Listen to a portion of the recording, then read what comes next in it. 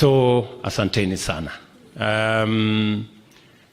Kwa sababu ya kazi kubwa askofu ametufanyia, I have met Bishop in many places.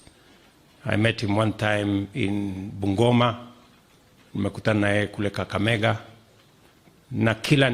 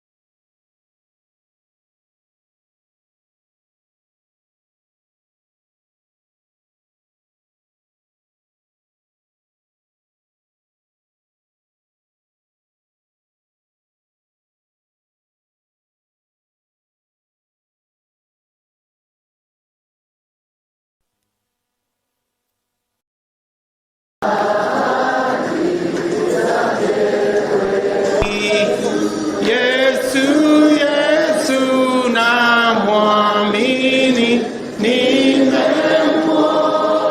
thabiti.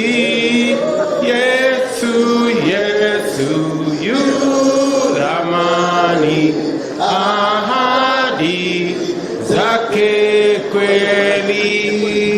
Asanteni sana. Poleni kwa mambo haya madogo, nafikiri ni hali ya vile mambo yalivyo. So niseme ya kwamba kwa sababu askofu ametufanyia kazi mingi sehemu nyingi ya taifa letu la Kenya, ndio hata na sisi tukipata nafasi ya kurudisha mkono kwa kazi kubwa anafanya, ndio mnatuona tunakuja bila kusita.